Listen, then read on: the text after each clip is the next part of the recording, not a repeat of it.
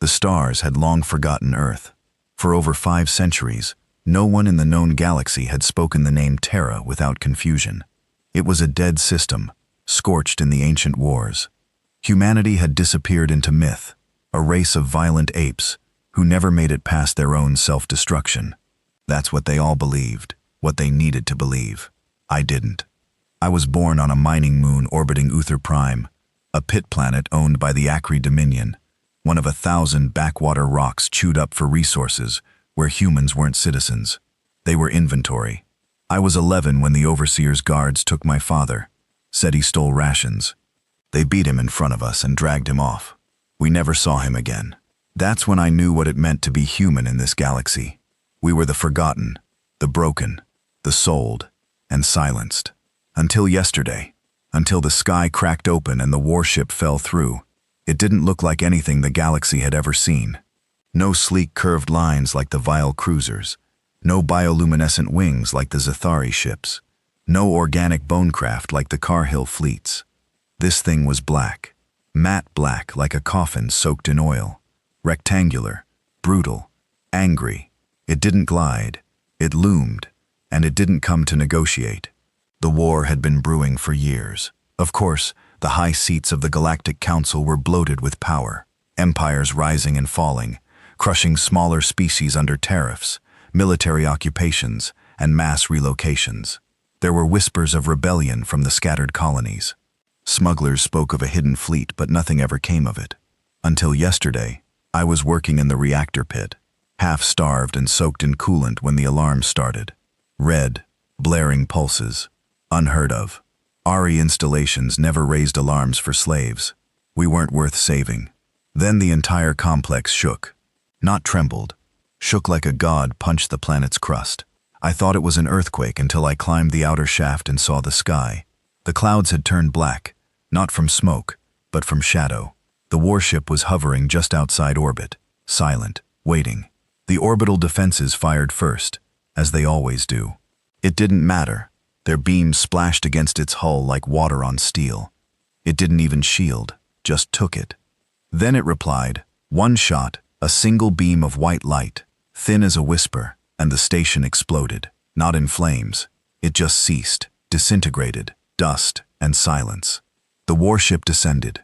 The ARI were in chaos. Their soldiers ran, their chain of command shredded by the fear in their own ranks. Nobody had ever seen tech like this. Not even the ruling thrones of the core worlds. The warship wasn't broadcasting any signals. No translation. No threats. No demands. Just one symbol. It appeared over every screen, every holo feed, every comlink. A circle of blue over black. Earth's old flag reimagined. Humanity's eye open again. And a name. The Codex identified it in ancient Terran script. ESS Vindicta. Verminothan. Earth sovereign ship. Revenge. My heart almost stopped. They had come back. Somehow. Somewhere. Earth hadn't died. It had hidden. And it had built. And now it was angry. By the end of that first hour, 6 ARI battlecruisers were gone. The warship hadn't even moved. Its weapons operated like thought. Instant. Merciless. Silent. Not a single human was harmed. The targeting was surgical. Only slavers. Only guards. Only towers and ships and stations built on our backs. Then the voice came. It wasn't loud. It didn't scream. It didn't need to. It said one sentence spoken in old Earth tongue, but translated across every frequency, every channel, in every language. We remember what you did, and now the debt is due. The galaxy shifted that day. Not with a battle, not with a war declaration, but with the arrival of a ghost, an earthborn nightmare forged in silence, returning for the blood price. And I, a nobody, a half-starved human slave on a mining moon, saw it all unfold. This was just the beginning. Silence ruled the next hour, but it was a dangerous kind of silence. The kind that hung over a battlefield before the blood started to soak the dirt. The ESS Vindicta remained still in orbit, a black specter cutting the sky in half. No more shots came from it, no more words. It didn't need to speak again. The message had already been delivered. The galaxy's rulers, those smug cowards who had carved their empires into our bones, had been put on notice, and from the dirt, we started to rise. I didn't know what I was doing when I climbed the tower. Maybe I wanted to get closer. Maybe I was trying to see the ship one last time before the Dominion crushed it, erased it like they always did with threats. That's what I expected. But as I stood at the top of the coolant stack, half my body burned from years of radiation, ribs poking out under my rag shirt, something inside me cracked open. I wasn't scared.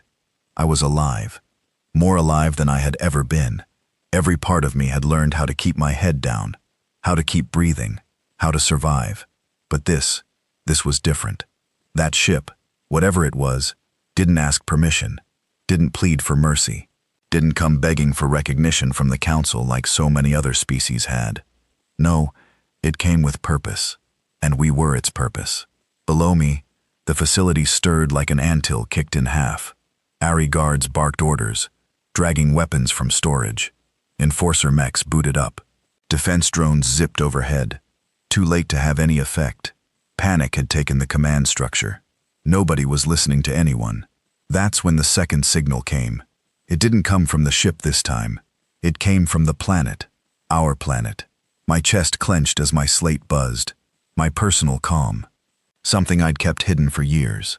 Even though it barely functioned, it was old Terran tech. Junk. Really. A relic from before my father disappeared. I kept it more out of shame than hope. It lit up. Signal acquired. This is the Vindicta Resistance. Stand by for extraction. All humans remain stationary. Do not engage. Vindicta sees you. My hands shook. We weren't forgotten. We weren't alone. Then the sky cracked a second time. This time it wasn't one warship. It was 5. No, 6, 10. They didn't arrive through the atmosphere. They didn't jump from hyperspace. They simply appeared. One moment the sky was empty. The next, it was filled with black ships shaped like spears, like coffin lances aimed straight at the stars. Each one different, each one silent. No markings, no lights, just presence. The AI screamed. Their air traffic went insane. Pilots launched without orders. A cruiser accidentally collided with one of its own dropships and exploded over the mining district. Panic wasn't the strategy, but it was all they had. I laughed. It came out broken, hollow, but it was laughter. After a lifetime of waiting for justice, I was finally watching the throne burn. Across the settlement, things started to happen. Lights turned off, doors locked down. All Dominion systems froze. The AI core screamed as it failed to reconnect to its control relay. The Vindicta ships weren't firing anymore. They were hacking, shutting everything down from orbit. And then from the central tower, a light blinked blue. One of the Vindicta lances broke formation. It dropped fast like a dagger falling from the sky. The air around it sizzled, but there was no explosion, just impact. A wave of kinetic force hit the outer walls and shattered the main gate. Dust flew. Guards stumbled. Out of the dust came them. The boarding team. 6 figures in black, full armor, no helmets, human faces, cold, scarred, focused, no mercy in their eyes. Each one moved like they'd trained in gravity, 10 times heavier than this. Every motion was precise, efficient. Not soldiers, executioners. They didn't shout, didn't raise flags. They walked through gunfire like it was rain. ARI rounds sparked off their armor. One dropped to a knee, leveled a rail launcher, and ripped through 3 guards with a single shot. No ceremony, just judgment. And I realized something that should have terrified me, but didn't. They weren't here to liberate us. They were here to avenge us. One of them stopped. A woman, tall, pale, hair tied tight, her eyes locked with mine as I crouched on the stack. She nodded once, then threw me a data pad. ID, confirmed name, Silas Ray. Status, Terran-born descendant clearance level 2 condition. Malnourished extraction authorized debrief pending my name, my real name. Nobody here knew it. The OIRI didn't care. We weren't given names, just numbers. But somehow they knew. She turned, raised her calm, and spoke one word. Start. And hell was unleashed. From the edges of the compound, every screen flared blue. The doors exploded inward, not outward. They weren't trying to keep us in. They were letting us out. And we came. From the tunnels, the barracks, the mines, we poured out like a wave. Thin, broken, limping, but burning inside. Decades of silence, of fear, of pain, boiled over in an instant. I wasn't the only one with fire in his gut. The first ARI guard who tried to stop us was torn apart before he could lift his rifle. Others ran, some begged, one even tried to surrender. We didn't accept it. The Vindicta troopers didn't stop us. They let it happen. One even tossed a human boy a shock baton and nodded as he cracked an overseer's skull. They weren't just freeing us. They were giving us our dignity back through vengeance. We didn't just win that day. We reclaimed something. As I stumbled through the smoke and chaos, datapad clutched in my shaking hand. I saw more Vindicta dropships land. They didn't look like war machines. They looked like tombs, each one marked with names, not ship IDs, human names. Ryder, Lynx, Dawson, Halbert, Graham. Names of families lost. Names of Terran bloodlines scattered across a galaxy that tried to erase them. Names that survived. One trooper approached me. He looked maybe 30, face worn, beard rough. His armor was scuffed but clean. He reached out and I flinched. He didn't grab me. He saluted. Silas Ray, son of Eric, born Uther Moon 7. You are no longer a slave. You are Terran. I tried to speak. Nothing came out. He offered me a ration bar, the kind I'd only ever seen in black market drops. Real food. Dense, heavy, packed with flavor. I stared at it like it was gold. You're coming with us, he said. The galaxy thinks we're extinct. They're wrong. We're back, and we're not asking for a seat at the table. He looked up at the sky, where the warships hung like executioners over a guilty throne. We're flipping the whole table. I followed him, not because I had nowhere else to go, but because I finally knew where I belonged. As the Vindicta rose from the surface with us, the survivors, the slaves, the forgotten on board, I looked down at the burning compound. There was no pity in me, no guilt, just a thought. Let the galaxy tremble. Earth is awake. The interior of the Vindicta was nothing like I expected. There were no polished corridors, no soft glows or sleek sci-fi elegance like the Dominion ships. This place felt like a bunker in space. Hard edges, exposed plating, thick bulkheads layered with defensive steel, and scorched markings. Every surface was functional. Every hallway felt like it had survived a war, probably more than one. It smelled of oil, sweat, and metal. Not luxury, not comfort, purpose. That's what separated this warship from anything the galaxy had seen. This wasn't a showpiece like the core worlds paraded during their peace summits. This was built to win, built to kill, built for us. I sat strapped to a steel bench beside 5 other Terran just like me. Thin, ragged, eyes hollow, but flickering with something old, something sacred, hope mixed with rage.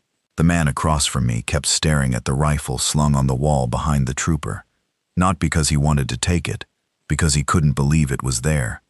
He'd been born in the mines like me. He'd never held a weapon in his life. Name? One of the troopers asked. Silas Ray, I said. The trooper tapped on a pad. Son of Eric Ray. UR Moon Complex. DNA match confirmed. Level 2 Terran clearance approved. I swallowed. What does that mean? He didn't answer. Just handed me a black tag, hexagonal in shape, etched with Earth's new emblem, an eye wrapped in barbed orbit lines. The tag was heavy, like it carried more than just metal. You wear that, people will know who you are, he said. They'll either salute you or they'll try to kill you. Why would they kill me? Because you're human, he said like it was the most obvious truth in the galaxy. And humans aren't supposed to fight back. He moved on, left me with the tag. I clutched it like it was a piece of my father's ghost. I remembered the day they took him. He didn't scream. He didn't fight. He just stared at the guard, silent, proud, as if daring him to kill him right there. Now I understood why. He wasn't afraid. He was waiting. The Vindicta didn't dock at a station. It didn't land. It descended into an asteroid belt in sector VUF-9, where a massive mining station floated between shattered rocks and forgotten ore shells. Except this wasn't a mine anymore. This was a foundry, one of Earth's hidden black sites. A place that didn't show up on any star map. A place not even the Dominion knew existed. No lights, no comm beacons, no transit routes. It was buried in the asteroid field, shielded by ancient wreckage and radiation storms. The perfect hiding spot. But what it held was even more dangerous. As the Vindicta passed through the outer debris field, massive hangars opened like gaping mouths. Inside them were rows of Earth warships, some even larger than the Vindicta, all matte black, all silent, some still under construction, some armed and ready. Each one bore a name: Honorless, Retribution, Gravedigger, Echo of Earth, Severance. The message was clear. We weren't building for diplomacy. We were building for extinction. We were taken off the Vindicta in silence. No cheers, no welcomes, just quick scans, blood tests, and debriefs. There was a military precision to it all. Everyone here had a job, even the civilians. A woman approached me in the med bay, late 40s, sharp eyes, white coat stained with oil and soot. She had the look of someone who hadn't slept in days and didn't give a damn. "You're Silas?" "Yes." She scanned her pad. "Your DNA carries a rare Earthline marker. Northern Hemisphere variant. Strong immune backbone. That'll be useful." "For what?" She looked up. "For building a future. The galaxy is going to come for us, Silas. Once they figure out what we're doing, we'll be fighting on all sides. And when that happens, we need humans who can fight and survive." I stayed silent. She softened slightly. "You're not a soldier yet, but you will be." She handed me a black uniform, not armor, just fabric. Simple, unadorned. On the sleeve was a stitched patch, an inverted triangle with 3 red slashes down the middle. "What does it mean?" "Third wave," she said. "You're part of the third wave of extractions. First wave was 15 years ago. Second was 7. You're number 638. I blinked. There were hundreds of us. Thousands, she said, reading my face. "And we're just getting started." That night, if you could call it night in space, I sat in the barracks, staring at the food in front of me. Real food. Protein, carbs, even fruit. I hadn't tasted fruit since I was a child. The man next to me, Marcus, a quiet type from a colony I'd never heard of, cried as he chewed a piece of bread. Not because it was good, but because it reminded him what life was supposed to be. Across the room, a screen flared to life. Everyone stopped. Everyone watched. A briefing came on. No fancy graphics, just a grainy image of the galaxy, overlaid with red zones, blinking star systems, and Dominion flags. A voice came over the speakers. Calm, male, older. "This is Commander Halvin, acting coordinator of Operation Ember. If you're seeing this, you've been recovered from enemy territory. You've lived through hell. You've earned your place here." He paused. "But the fight is just beginning." A map zoomed in on the ARI Dominion territories. "In the next 90 cycles, we're launching coordinated strikes on 12 high-value Dominion targets. Slave trade hubs, weapons stockyards, intelligence outposts. No mercy, no survivors." The screen flickered again. Another map. "This is not about justice. It's about fear. The Dominion thinks humanity is dead. They've used our bones to build their thrones. That ends now. We're not coming to negotiate." Another pause. "We're coming to bury them." The next morning, we trained. Brutal, unrelenting drills. Gravity modifiers cranked to 3G. Combat drills with shock blades, rail pistols, gauntlet tech. No time to adjust. No sympathy. If you fell, they pulled you up. If you gave up, they threw you out. One trainer, a man with one eye and metal arms, grabbed me by the collar on day 3. "You were born under a boot, Ray. I get it. But now you've got a knife in your hand. So stop thinking like a slave and start acting like a predator." I gritted my teeth and got back up. They weren't here to make us comfortable. They were here to reshape us. 2 weeks in, we got our first mission. Not battle, not sabotage, witnessing. They loaded 20 of us onto a dropship. No weapons, just uniforms, and dropped us on a Dominion moon known for public executions. A show of force, they called it. The Ori didn't know who we were. We walked into the square, eyes forward, no fear. When the guards demanded our IDs, we said nothing. When they tried to detain us, The sky turned black. The Vindicta arrived in full view of every citizen. It opened fire not on the people but on the palaces. Glass, metal, stone, gone in seconds. Then the message played. Same voice, same sentence. We remember what you did, and now the debt is due. We left that moon without firing a single shot. The OI broadcasted a galaxy-wide alert. Earth was back, and we weren't hiding anymore. They called it Operation Blackwake. Not because it was clean, not because it was surgical, because it was meant to leave a trail of ruin so deep, so undeniable, that every system touched by the Ori Dominion would feel it like a sickness in their bones. The target, Haller Station, a slave processing hub orbiting the edge of Dominion-controlled space, built from the stripped remains of 4 moons, suspended in xerograph around a hollowed-out mining ring.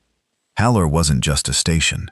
It was a machine, one designed to funnel, break, and sell humans by the thousands. Every day, hundreds were processed. Every day, another bloodline was erased. The Vindicta didn't ask for permission to strike it. It just gave the order. 3 ships were deployed for the operation. Vindicta, Severance, and a new destroyer fresh off the foundry lines, Feral Light. I was assigned to the Severance, infantry unit, Squad 6.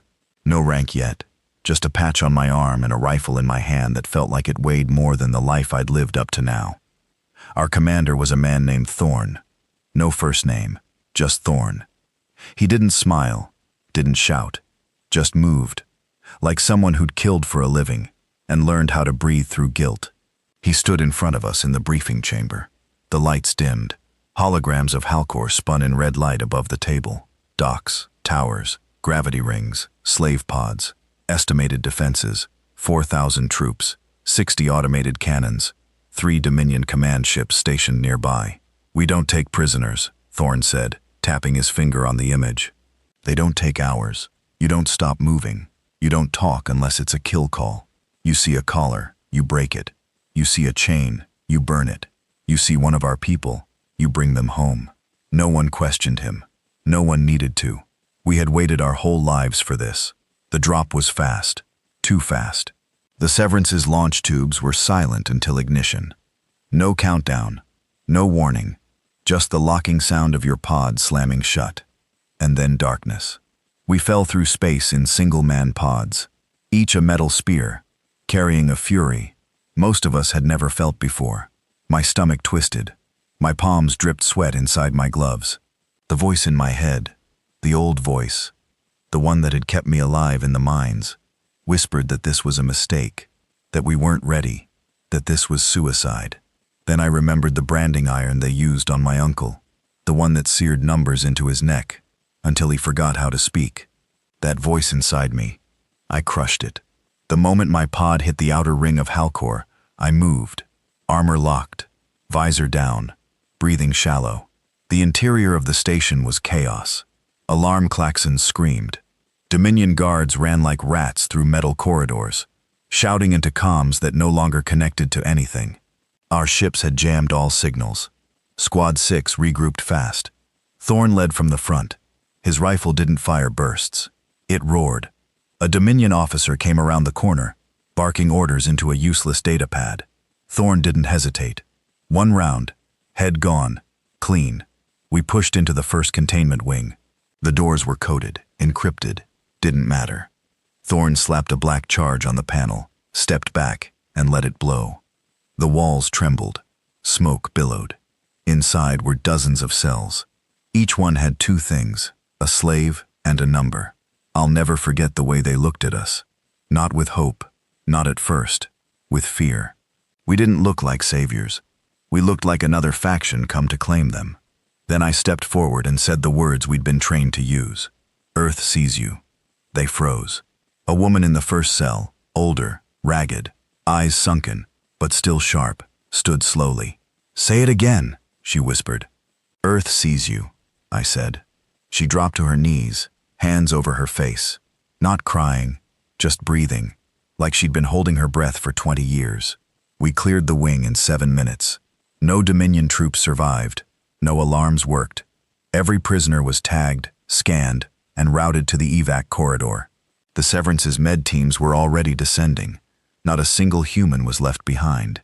But the deeper we pushed into the station, the harder it got. They had war beasts in the lower decks, massive cybernetic brutes, once human bodies twisted into weapons made to crush rebellion. The first one came through the wall without warning. It took 2 of our squad with it. A woman named Kale, a kid named Bryn, gone before they could scream. We didn't stop. We couldn't stop. The war beast died under concentrated fire. 5 railguns, 1 plasma charge, and a hammer unit that crushed what was left of its skull. Its last sound was a human moan. They hadn't erased what it used to be. They'd just buried it deep inside and made it suffer. We reached the central tower at hour 2. It was a fortress. Automated defenses, shield grids, Dominion elites guarding the command spire. Thorn didn't give us time to hesitate. He ordered a full breach. My hands shook as I stacked on the door. This was it. The heart of it. The place where they kept the manifest, the logs, the proof of every name that had passed through Heller's gates. If we took it, the galaxy would know. There'd be no more denials, no more hiding. The door blew. We charged. Gunfire lit the room. Grenades, screams. One of theirs grabbed my arm, tried to pull me down. I spun, slammed the stock of my rifle into his jaw. He crumpled. I moved on. No time to feel, no time to think. Just move. The control room was glass and steel, filled with Dominion officers in panic. They tried to wipe the data. Too late. Thorn shot through the server bank, not to destroy it, but to hit the failsafe. Earth embedded in the rounds. The entire system locked up, data frozen, copied, uploaded. Seconds later, the message went out. Every terminal, every screen, every ship in nearby space received the broadcast. A list.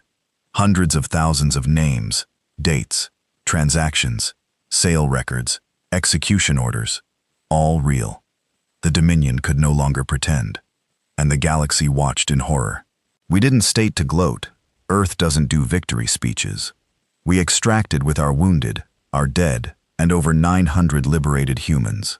Haller burned behind us. The Vindicta dropped a final payload as we cleared orbit.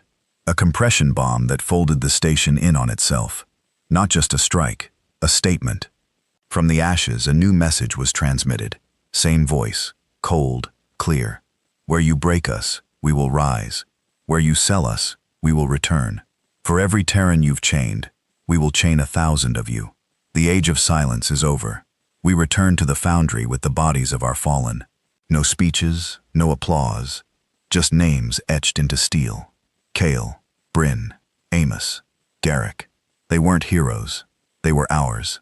That night, I sat on the outer deck of the Severance and looked at the stars. They didn't look the same anymore. They weren't just lights in the void. They were targets. The galaxy had fed on us for centuries. Now it would choke on our return. And the thrones?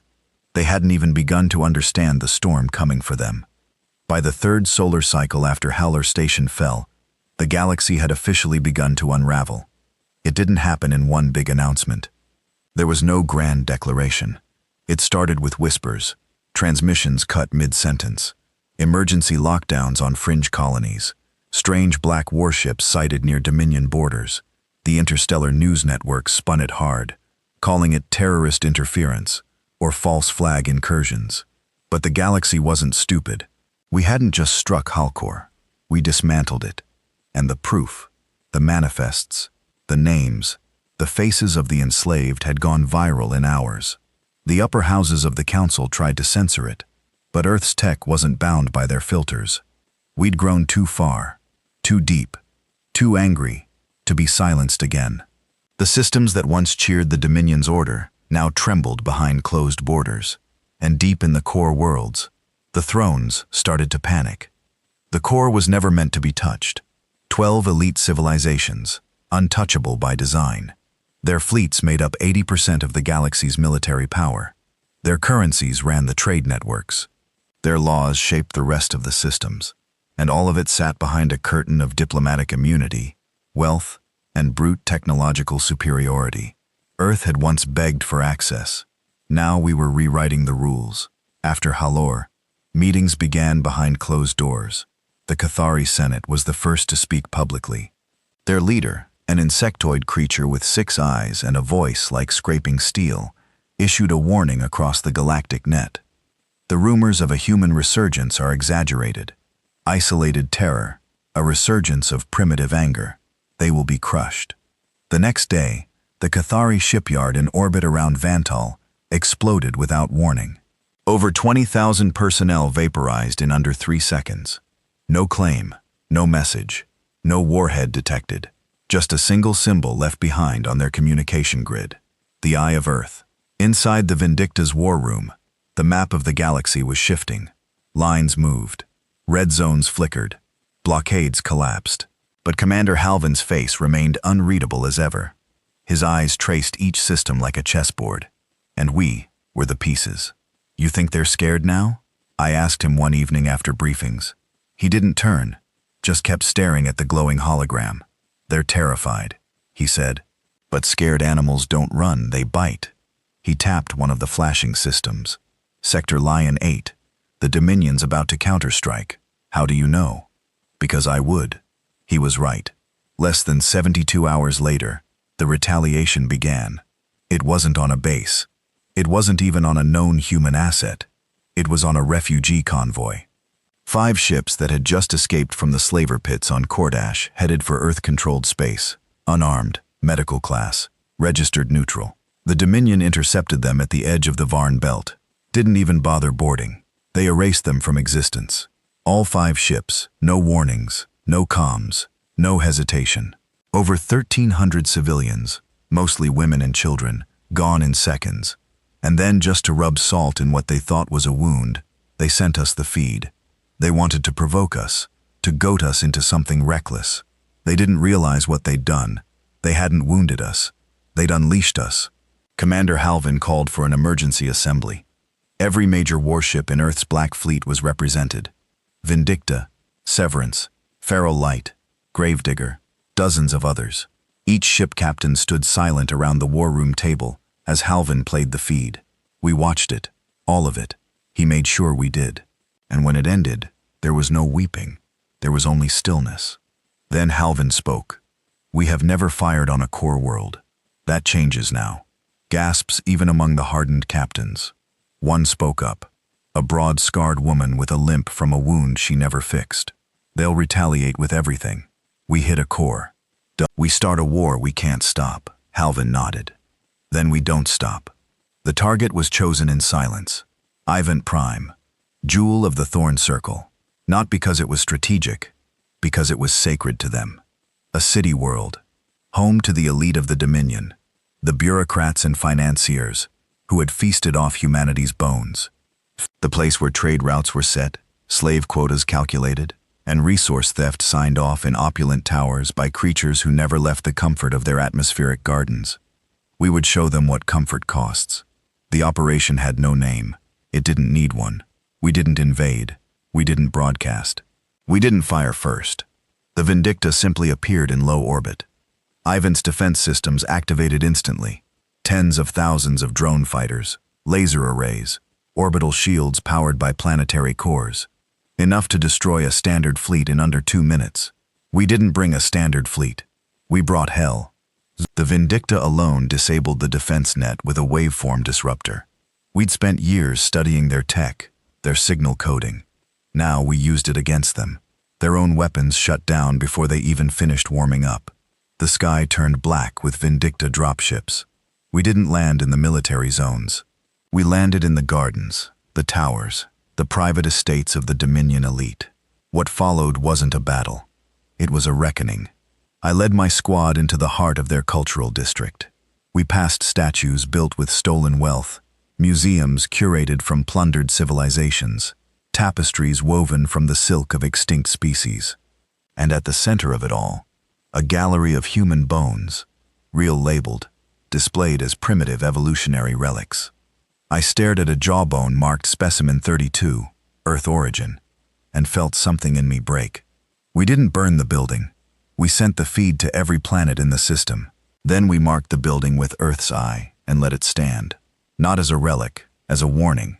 In 14 hours, Ivent Prime was left in chaos. No leaders, no communication. Their economy collapsed overnight. The core world scrambled to offer assistance, but we jammed every relay. And just before we left orbit, Halvin sent a message, short, cold. You do not get to choose who remembers history anymore. We are not shadows. We are not slaves. We are not extinct. We are Earth, and we have not forgotten. Back at the foundry, there were no celebrations. There was only preparation. The war was no longer on the edge of the galaxy. It was here. And for the first time in centuries, the thrones realized that Earth's greatest strength wasn't just its anger. It was its patience. We had waited in silence. We had rebuilt in darkness. And now we were bringing that silence to them. One world at a time, they hit us on the 7th day. Not with firepower, not with fleets, with information. The galactic news grid, the same one they used for centuries to manipulate trade, smear uprisings, and sell human suffering as order, broadcasted a new campaign across all known systems. It showed us the Vindicta, the Severance, our strikes on Hallowor, the orbital disruption over Evant Prime. But they didn't show the slave cages or the bone galleries or the convoys they burned. No, they showed us pulling triggers and labeled it terrorism. Human insurgents have declared total war on galactic peace. The feed claimed Earth's forgotten spawn have returned as butchers, not diplomats. They even faked a message, spliced with our own voice logs. We will burn your worlds until nothing breathes. Thorn watched the broadcast beside me, his jaw clenched, the scar near his temple twitching. They want the neutral scared, he muttered. They know they can't stop us in battle, so now they'll try to erase our cause. Commander Halvin paced behind him. His hands were locked behind his back. That was never a good sign. They're not just afraid of us anymore, Halvin said. They're afraid of what kept us hidden for so long. That was the first time he said it out loud, and I realized something. They'd never told us everything. Later that day, I was summoned to the Black Chamber, deep in the Severance. I'd never been there. No regular infantry had. The halls down here were darker, sealed by gene locks and neural scans. Thorn escorted me personally. You're not infantry anymore, he said without looking back. Command cleared you for access. Full status. You earned it. I didn't feel like I had. I still carried Bryn's patch in my boot. Still remembered how she screamed when that war beast tore her out of the line. But Thorn opened the last vault door, and what I saw erased every thought in my head. The chamber wasn't a room, it was a vault, and inside it floated something I didn't have a name for. A core, spherical, pulsing with dim blue light. It was suspended in Zerog, held by kinetic fields, and layered in ancient tech. I didn't recognize any of it. Then Halvin spoke. This is the reason we disappeared, he said quietly. And the reason we're alive. I stepped closer. It's not just a reactor, he continued. It's a neural archive, a ghost system, a remnant of old Earth's last project before the collapse. He tapped a panel. Data floated into the air. Project Thanos Protocol classified Earth-level Omega creation. Date: 2 days before solstice strike. I looked at him. You mean before we lost Earth? He nodded. The last thing our people built was not a weapon. It was a memory. When Earth burned, most believed it was the end. They called it the solstice strike. Still debated who fired it. The Kirill said it was an internal war. The Dominion claimed we imploded, but Halvin showed me the truth. We faked our extinction using Thanos. The system was designed to simulate complete planetary annihilation from orbit to surface to deep core emissions. Every sensor in the galaxy saw Earth die, but under the ashes, we hid. Thanos wasn't just a memory archive. It was a shadow engine able to project false signals, fake communication signatures, forge energy outputs. We used it to vanish. Every colony that survived went dark. Every ship that escaped was masked. Every human beacon erased. For 200 years, the galaxy believed Earth was dead. But in truth, we were watching and building.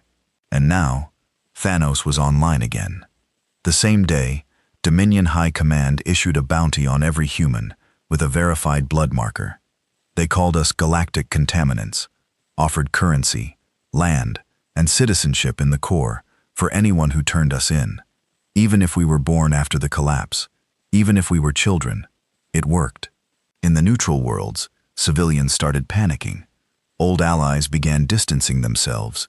Pirate lords who once ran slave routes now sold us out to curry favor with the thrones. But something else happened too. Something the Dominion didn't predict. We weren't the only ones who remembered. Across the stars, in abandoned factories, rotting colonies, prison moons, and empty churches, the forgotten began to rise. Humans who hadn't been extracted yet. Terran bloodlines, long buried under alien names. They came out of hiding. They started fighting back with scraps, with stolen rifles, with bare hands. And everywhere they struck, they left a symbol.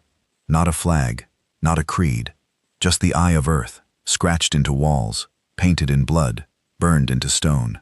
The message was simple: we are not extinct. Meanwhile, our engineers unlocked the final vaults inside the noose. And what they found changed everything. It wasn't just an archive. It was a blueprint, a warship schematic unlike anything in our current fleet. Twice the size of the Vindicta, powered, not by standard plasma cores, but something called a singularity lance, a weapon built to pierce the heart of a star. Not destroy it, detonate it. Thorne stared at the schematics for a long time. This is why they tried to erase us, he said. They knew what we were capable of. This ship, if we build this, we won't need diplomacy, I finished. No, Halvin said, turning away from the display. We'll need a plan to make sure we survive using it. They named the project Oathbreaker. The name came from the last line in the Earth Exodus Charter, a line the core worlds had long erased from the record. We swear never to return until we can hold the stars accountable. Now we would. The ship would take months to build, even in the Foundry's accelerated bays. But once launched, it would be more than just a warship. It would be Earth's final argument. In the meantime, the Thrones weren't sitting idle. They launched counter-operations, small surgical teams designed to sneak into our black sites and assassinate key figures. One of them got close to Thorne. Real close. He killed the assassin with his bare hands, choked him out, broke every bone in his arm, and threw him into the core reactor. But the message had been sent. We were no longer hunters in the dark. We were targets. So, we adapted. We went deeper into hiding. Thenos was expanded. Its reach grew. Earth's eye stretched into systems we hadn't touched yet. We began recruiting non-human allies, those who had suffered under the thrones just like us. Forgotten species, abandoned colonies, AI fragments from dead wars. One by one, they joined us. Not because they loved us, because they hated the same monsters we did. We weren't building a rebellion anymore. We were building an extinction event. By the end of the cycle, Earth's name was on every screen in the galaxy. Some said we were demons. Some called us saints. Most just whispered the same word, revenant. A ghost returned to settle a score, and deep in the command room of the Vindicta, with the Thanos core humming behind him, Halvin finally smiled. This is what they feared, he said. Not our guns, not our ships. He looked at the map, at the stars shifting, at the thrones teetering. They feared our memory. The first throne to fall wasn't the loudest. It wasn't the strongest either. It was the one no one thought would fall at all. The Viral Matriarchy Core, World Number 7. Known for peacekeeping fleets, trade diplomacy, and cultural influence that spanned 200 star systems. On the surface, they'd always looked clean, uninvolved in the worst Dominion atrocities, safe behind their golden banners and soft speeches. But we'd uncovered the files. Hawker's central archive hadn't just held sales data, it held receipts, hundreds of them. The Matriarchy had quietly purchased over 23,000 Terran slaves over the past 40 years, used them as household labor, planetary terraformers, private militia for elite families. They even bred them for loyalty implants, surgical mind compliance, smiled for the cameras, paid for chains behind closed doors. Halvin didn't call for a strike team this time. He didn't send the Vindicta. He sent a broadcast to every Matriarchy-aligned system, a voice calm and deliberate. The Varials speak peace with one hand and bury children with the other. Earth does not negotiate with liars.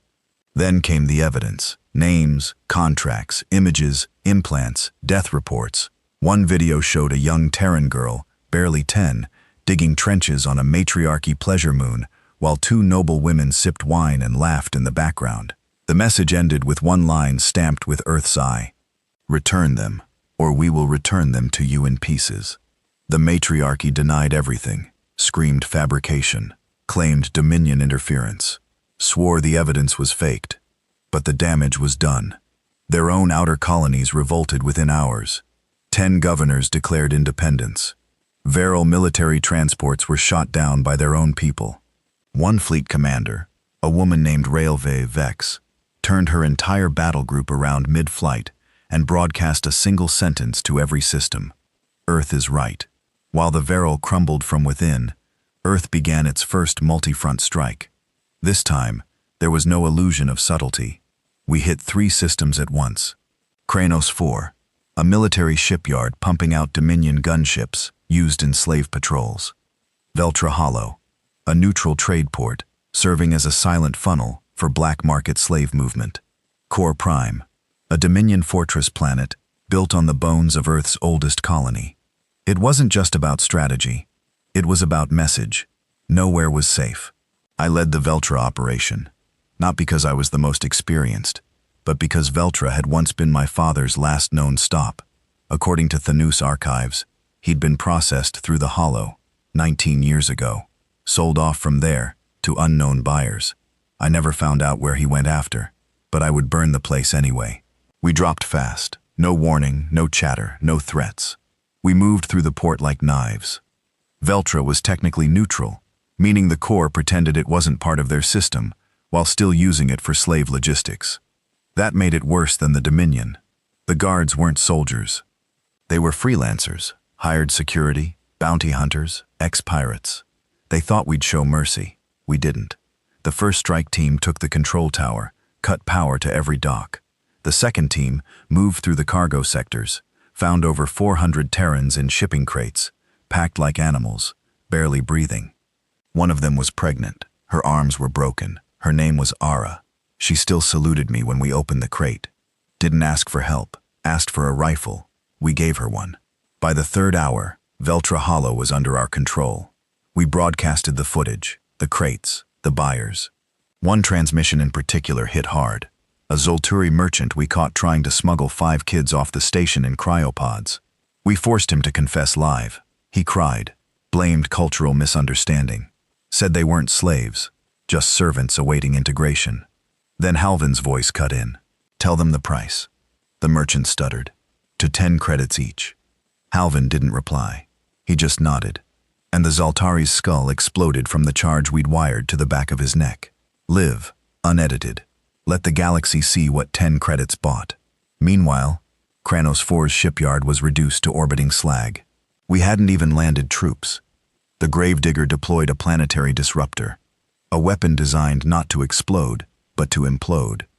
The entire yard collapsed into itself, crushing 90 Dominion ships still in dry dock. And on Core Prime, the real miracle happened. We thought it would be a meat grinder instead. Half the Dominion's own conscripted infantry surrendered, laid down arms, and begged for extraction. They were tired of killing us, tired of obeying liars, tired of pretending we didn't bleed the same. But it wasn't all victory. In the middle of Core Prime's sweep, we were hit. Not by the Dominion, by the Hadron Accord, a neutral faction, former allies of Earth, even helped our people escape during the collapse. We'd trusted them, and they sold us out. Their fleets entered Core Prime airspace mid-operation and opened fire on us. The Severance took 3 direct hits, lost a whole wing. We were blindsided, not because they were stronger, but because we believed they wouldn't betray us. The Vindicta reacted fast. Orbital cannon lit up the sky. The Hadron ships tried to run, but they weren't built for real war. We left one alive, forced their admiral to speak. He appeared on our feed, blood running from a wound on his temple, mouth trembling. They offered us protection, he said. Said if we gave up Earth's movements, they'd leave us alone. Who? Halvin asked coldly. The admiral hesitated. The virile remnants backed by the Dominion. They're uniting, building a coalition. That was the moment we realized the thrones were starting to merge. Our strikes had fractured them, but also forced them together. Now they weren't fighting for domination. They were fighting for survival. We had no illusions after that. No more allies, no more friends. Just the mission. Just the Oathbreaker. Construction accelerated. Oathbreaker's frame now floated in the heart of the foundry. Black, angular, massive, bigger than any known warship. Its spinal cannon still under assembly. Its singularity lance still being calibrated. But it pulsed with potential. The engineers worked non-stop. Sleep came in rations.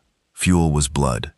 We poured everything into it because we knew once Oathbreaker launched, there was no turning back. I watched it grow every day.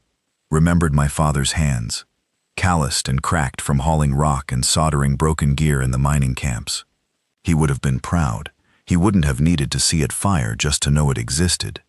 That we hadn't faded. That Earth had learned to build something worse than fear. Hope with teeth. We were still licking the wounds from Core Prime when Thanos went dark. Not the core, the network. 1 second. The memory engine was feeding every black site, every warship, and every Terran resistance cell with location masking, threat mapping, and signal forging. The next silence. The kind of silence that sets your skin crawling, that leaves you cold in the lungs. That doesn't feel like a glitch, feels like a warning. I was in the Vindicta's comms chamber when the first report came in. Blackside Trenhelm 3 had gone offline, then Hollowar, then Forge Point Drift. All gone. No explosions, no distress calls. Just cut off like someone had reached into the darkness and snuffed out the lights one by one. Commander Halvin stood frozen, staring at the fading grid map like he could will it back online. "Are we being jammed?" Thorne asked. "No," Halvin said quietly. "We're being deleted." 30 minutes later, we got the answer. The Dominion didn't attack a world. They attacked the past. They'd found the Thanos mirror, a backup of our memory core, one we'd buried deep inside a derelict Terran ark known as the Echo. It wasn't just backup data. It held footage, DNA archives, culture, languages, our pre-collapse history, all of it. The soul of what Earth was before the fire. We'd hidden it in the drift belt, surrounded by dead stars and radiation storms that would rip most ships apart. We thought it was safe, but the Thrones had found a way. The Veral remnants, the Dominion, and a few defectors from the Cathari Senate had formed an elite team. Not a fleet, not a battalion. Archivists, hackers, memory assassins, exilligence warlocks. They called them the Cleaners. Their purpose not to fight us, but to erase us. We got the feed just as they finished. A shaky clip from a fleeing patrol drone. The Echo split open, drifting apart in fire and silence. No survivors, no salvage. Everything inside gone. They'd hit us where it hurt most. Not in our armor, not in our blood, but in our identity. Halvin said nothing for almost a full hour. He didn't shout, didn't move, just sat in the war room while reports poured in about Echo core disruptions, data instability, memory strand desyncs. Thanos still worked, but now it flickered, incomplete, like a man who remembered the war, but not his name. I sat across from him, fists clenched. "They didn't kill us," I said. "No," Halvin replied. "They did worse. They tried to make it like we never existed." That night, I walked alone through the lower decks of the Vindicta. There were no celebrations anymore. No laughing over ration packs. The crew moved like ghosts, silent, hard-eyed. People who'd seen too much, lost too much, and now felt the sting of something worse than death. Eraser. And I started thinking, what if they succeeded? What if this is how we go? Not in fire, not in blood, but in forgetting. What if Earth fades? Not because they kill us, but because no one remembers why we fought. But then I passed a girl in the corridor, young, maybe 12, wrapped in an oversized Earth Fleet jacket. She was scribbling something on the wall with a piece of sharpened carbon pipe. I stopped, stepped closer. She'd drawn a planet, blue and green, a rough sketch, crude, clumsy, but I knew it instantly. "Earth," I whispered. She looked at me. "I never saw it," she said, "but my mother told me about the trees." Her voice was soft, like she was remembering something she never touched. "They can't erase that," she said, then turned and walked away. The next day, Halvin ordered Operation Gravewake. We weren't going to retaliate with ships. We weren't going to broadcast a message. We were going to steal our memory back. The mission was insane. The echo was gone. Yes, but according to Thanos, 3 backup shards had been splintered before the cleaners attacked.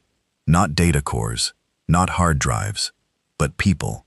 Before we built Thanos, Earth scientists had discovered something dangerous. Genetic memory coding. Memories compressed, embedded, encrypted within living Terran DNA. Only the oldest Earthblood families carried it, and 3 of them had survived the collapse. We didn't know where they were. Only that one had been sold into the deepest level of Dominion territory. And if we didn't find them soon, the cleaners would. We started with the Kelstar rings. A cluster of asteroid prisons orbiting a red giant sun. No navigation maps, no docking codes, no records. But Thanos whispered one name. Sir. Prisoner V1031. Age unknown. Status dormant. DNA marker. Y-DNA prime 33. We didn't know what it meant, only that it was one of ours. I led the infiltration team, 5 of us disguised as bounty collectors, delivering a rebel sympathizer to the prison. Valen, our comms tech, faked the Dominion badge perfectly. We got past the checkpoint. We got inside, and what we found? It wasn't a prison. It was a graveyard. Thousands of humans chained to walls, plugged into memory extractors, silent, eyes open but empty. The Dominion wasn't jailing us. They were harvesting us. We found V1031 in Sector 7. Cell barely wide enough to stand in. An old man. Skin gray. Beard matted. Arms thin as bone. But his eyes burned. He didn't speak at first. Didn't blink. Just stared as we unlocked his restraints. Then he whispered a name. My daughter. Her name was June. She used to sing before the fire. I stared. You're from Earth? I am Earth, he said, then collapsed. We exfilled under fire. Dominion guards finally realized who we were. One of ours, Karen, got shot through the spine. Never made it to the ship. We carried the old man in silence. Didn't know if he was even alive anymore, but we brought him back, hooked him to Thanos, and watched the screen light up. Not data, not files. Memories, real ones projected through neural coding. Scenes of old Earth, skies over green oceans, voices, laughter, music, cities before they fell. The Thanos core wept it back in, not as code, as truth. Halvin called it the soul reboot. We'd lost the archive, but now we had something better. A heartbeat. 1 shard recovered, 2 still out there, and the cleaners wouldn't stop hunting. But for now, Earth remembered. We remembered, and that meant the fire hadn't died. Not yet. That night, I returned to the wall where the girl had drawn Earth. She'd added stars now, a ship above the planet. No label, just an eye scratched into the hull. I added 1 word beneath it, Oathbreaker. There are only 2 kinds of betrayal. The kind you see coming and prepare for, even if it cuts, and the kind that feels like getting stabbed by your own reflection. This was the second kind. It started small. A power fluctuation in the lower data coils of the Vindicta, barely enough to register. The engineers flagged it as interference from Thanos integration. New protocols were being uploaded from the memory shard we'd recovered, and that always stirred things up. But it felt off, too precise. Then came the second sign, a scrubbed kill report. One of our recon operatives, Juno Hask, had gone missing during a scouting mission on Eltier Station. Report said she died in extraction. Pod failure, except there was no pod log, no body, no beacon, no heat trace, just a line of code signed off by Level 4 access. Only 6 of us had that clearance. One of them was me. Thorn called an emergency council in the Vindicta's secure chamber. No aides, no assistants, just us. Halvin, Thorn, Valen from comms, Raza from orbital security, Sari from the labs, and me. 6 people, 6 trusted ghosts. What are we looking at? I asked. Thorn didn't answer with words. He projected the log. A signal trace running backward through the Thanos core. Not a broadcast, a leak. We've been bleeding data, Valen said. Encrypted, micro-packeted, spread over days, maybe weeks.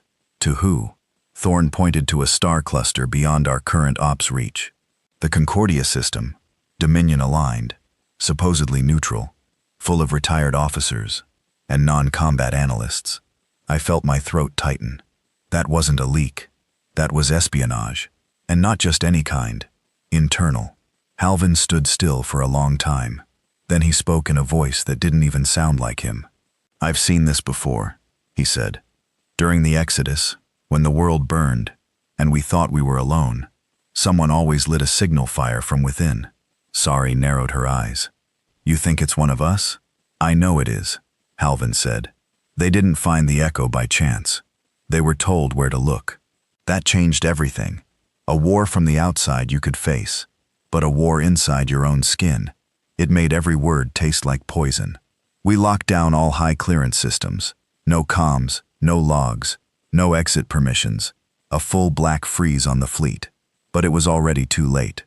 12 hours after the council, the Vindicta's AI core experienced a memory spike, a forced injection of Dominion code designed to collapse our command tier. It failed barely. The spike had been caught by SAR's failsafe seconds before execution, but not before it left a message in our own encryption. "We are inside you." We conducted sweeps, background scans, deep psych evals, even forced blood draws to test for genetic mimicry. Still no traitor. So Halvin made a call I never expected. He turned on me. "You've led 3 ops in the last 2 cycles," he said coldly. "Each one timed just before a critical Dominion reaction. You were cleared for the Echo Vault recon.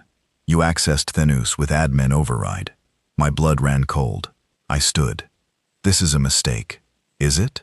Raza asked, eyes sharp. "You've come back every time without a scratch. Everyone else lost someone. But you don't?" I warned him. "Don't finish that sentence." But Halvin didn't flinch. "Until we know otherwise, you're grounded. Confined to quarters. No system access, no field duty." Thorn didn't look at me. That hurt worse than the words. I could have fought it. Instead, I walked out. I sat in the silence of my quarters for hours, thinking, raging. But deep down, I understood. That's the worst part. This war had twisted all of us, burned our ability to trust, shattered everything that used to hold us together. We were soldiers now, nothing more. But then late that night, the girl found me. The same one who'd drawn Earth on the wall. She slipped into my quarters like smoke. Didn't say a word, just held out a piece of scrap steel, carved into it. "They're watching the wrong man." I stared at it. "What do you mean?" She blinked. I saw him. I followed her down into the unused engineering decks of the Vindicta, back where the secondary power cores had long gone quiet. And there, in the dark, under a broken maintenance conduit, was a stack of crates. Inside them, signal beacons, 5 of them, all tuned to Concordia system relay bands, buried, hidden. Only someone with ship access could have stored them there. Only someone trusted. She pointed again to him. I turned and saw Raza step out of the shadows. It wasn't a fight. It wasn't dramatic. He didn't monologue. He just froze, looked me in the eyes, and said one word. I had to then pull the blade from his coat, but I was faster. Put 2 shots in his chest before the knife reached my skin. He dropped. Didn't scream. Didn't beg. Just bled out shaking. The girl stepped forward, dropped a flare, and lit the beacons on fire. We dragged his body to the war room, laid it out on the table in front of Halvin, Thorn, and the others. Silence stretched across the chamber until I broke it. He sold us out, hid beacons on Deck 12, smuggled code through scavenged Dominion firmware, probably the one who gave them the Echko's location. Halvin didn't blink. Was he alone? I hesitated. No. That's when we learned the truth. Raza wasn't the mastermind. He was the fused. The real traitor was deeper, higher, someone outside the Vindicta back in the foundry. Thanos finished reconstructing the rest of the recovered shard later that night. New logs decrypted, including Raza's comm records, and on them, a voice, familiar, warm, someone who had helped build Earth's resistance from the beginning. Sorry.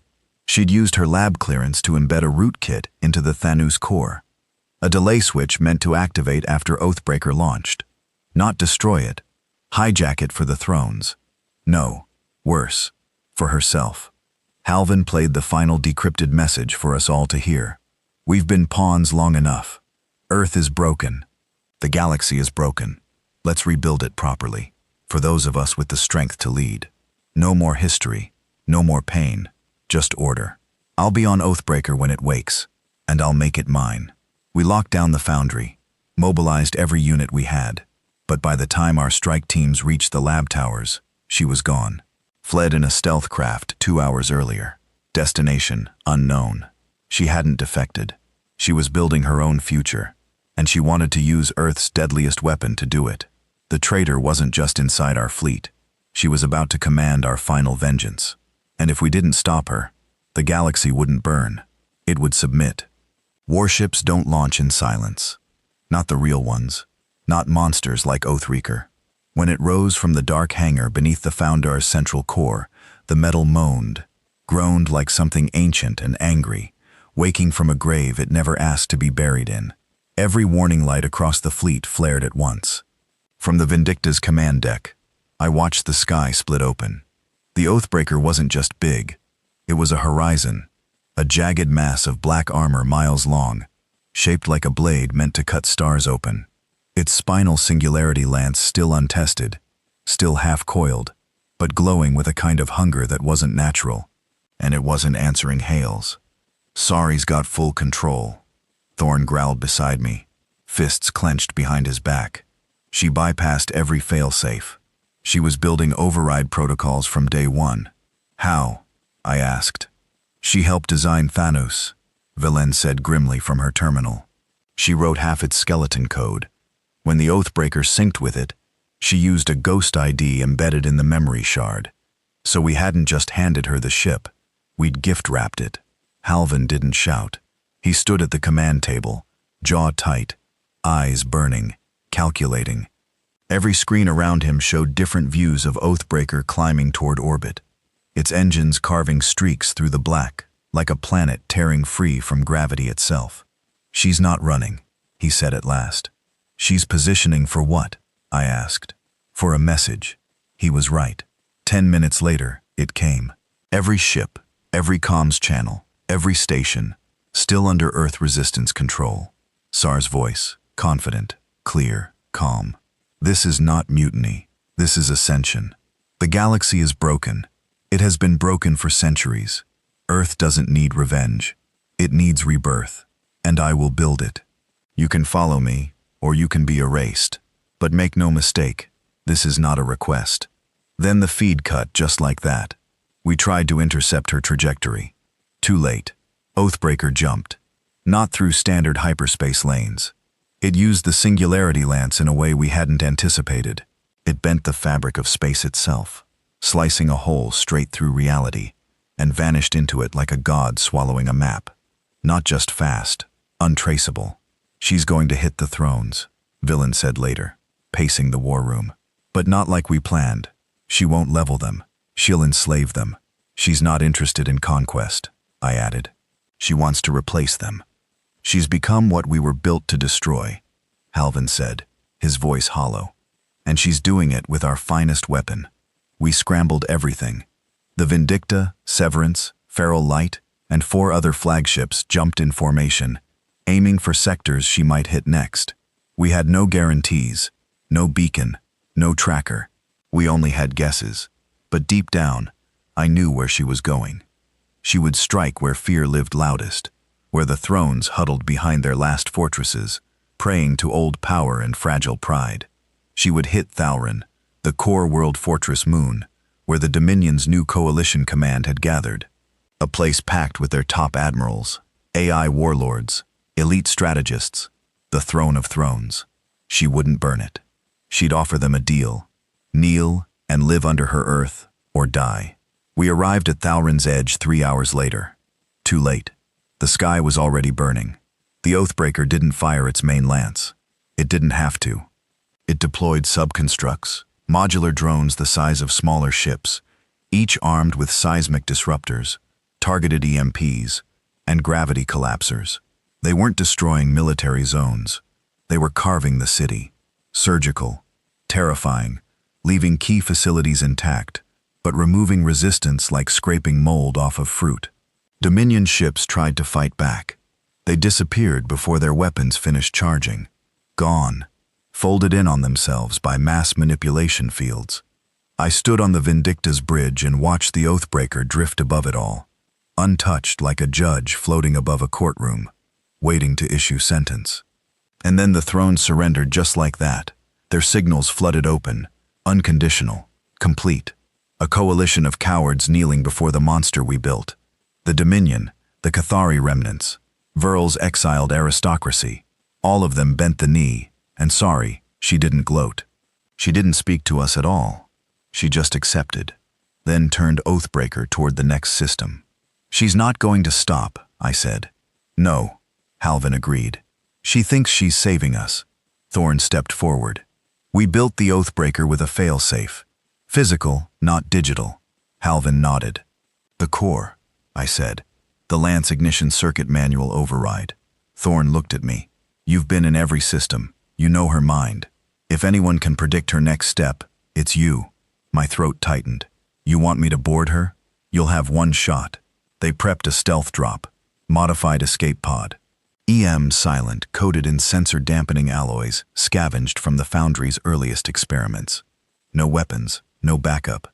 Just me, and a micro-reactor pulse charge built to overload the Oathreaker's primary conduit from the inside. They gave me one directive. If I couldn't bring her back, I'd have to end her. As I suited up, Violin approached, handed me something. A small recording cube. What's this? Your father's last message. We decrypted it from the Echo backup. I stared at her. He made it to the Exodus Ark, sent a message before he disappeared. I took it. Didn't play it. Not yet. Couldn't. I had work to do. We launched in silence. No farewell speeches, no promises. Just black sky, and a godship waiting to be brought to heel. I caught her in the Duras expanse, just outside a collapsing gas giant, the Dominion used for fuel harvesting. She was orbiting slow, no defenses raised.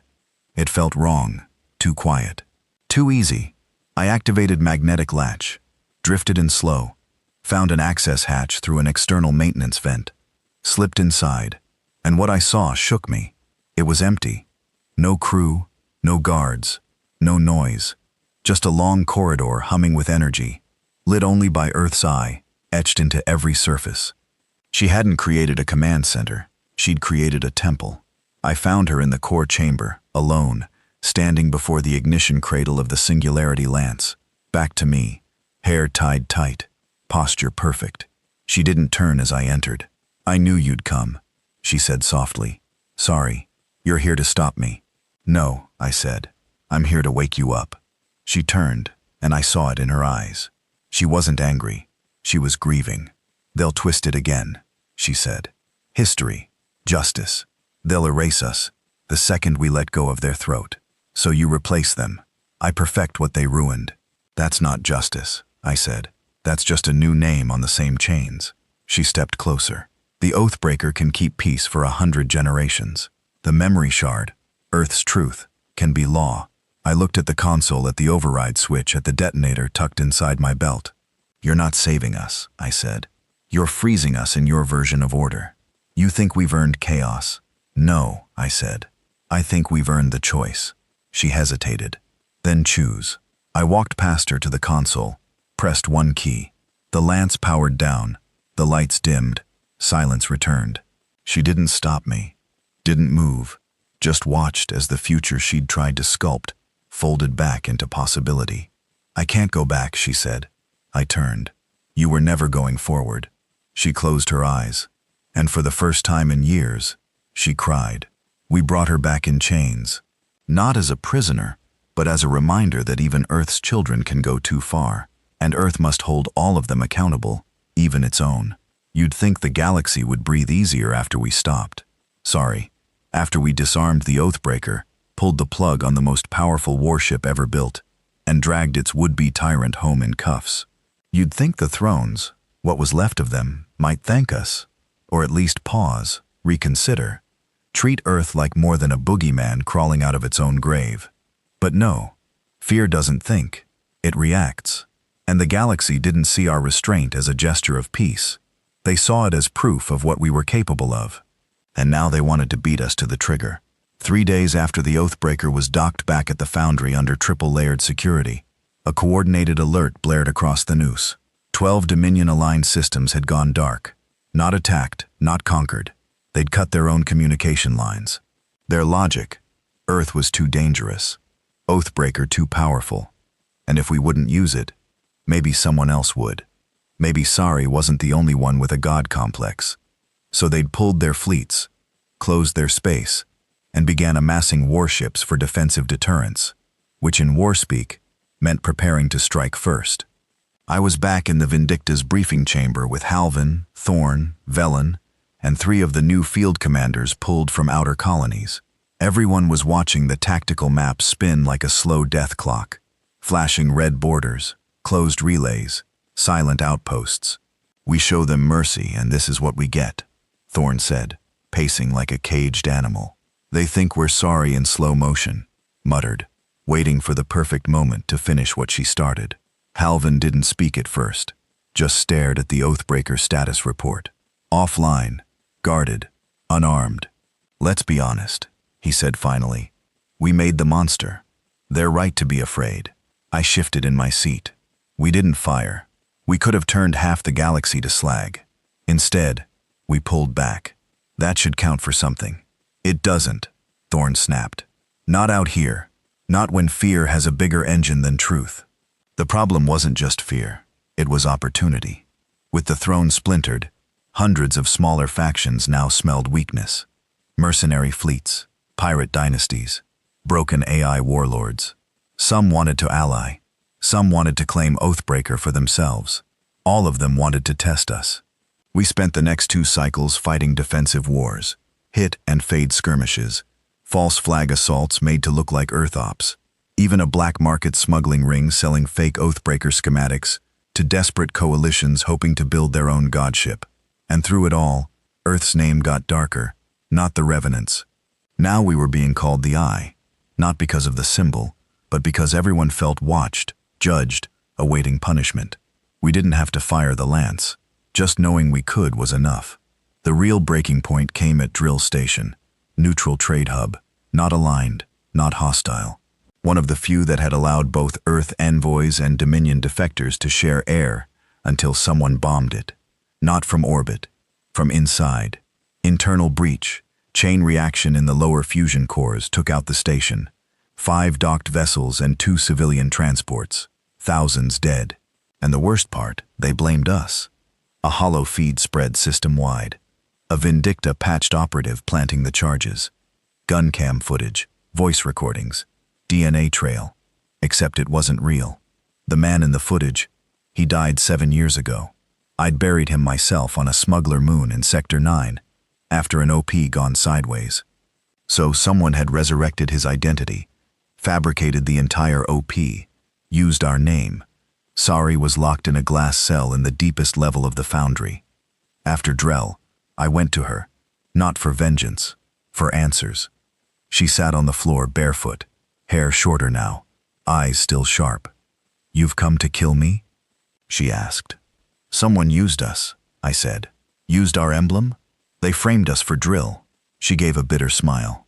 "Of course they did. Who? The moment we proved we wouldn't burn the galaxy, they realized they could do it for us. Blame the fire on Earth, light the fuse themselves." Her voice hardened. "You think I was the problem, but I was a barrier. Without me, Earth's shadow grows longer. Even you can't stop what's coming." I didn't respond, but deep down, she wasn't wrong. The incident sparked the Accord of Isolation, a temporary alliance between surviving core factions, neutral sectors, and rogue military blocs. Their purpose to form a containment perimeter around Earth. No trade, no transit, no diplomacy, total blockade. Officially, it was preventive containment, but to us, it was a siege. Halvin gathered the fleet in the outer orbit of the foundry. Over 40 ships, all Earth-built, all scarred. He stood before us on the primary deck, voice cold and calm. "They want to bottle us, to cage us, like the Dominion once did. But we're not here to be kept in." He looked around. We didn't survive centuries of silence to be buried again. He turned to me. You stopped. Sorry. That earned us time. He pointed to the star map. Now we use it. We couldn't attack them directly, not without becoming exactly what they claimed we were. But we didn't need to. We'd spent decades perfecting counter-infiltration. We knew how to disappear. And now we used that skill not to hide, but to speak. Over the next 4 cycles, Earth began a new campaign, not of fire, of truth. We slipped into blockade systems, broadcast our archives, released footage of the real Earth. Not the war machines, but the faces, the fathers, the mothers, the enslaved, the executed, the broken.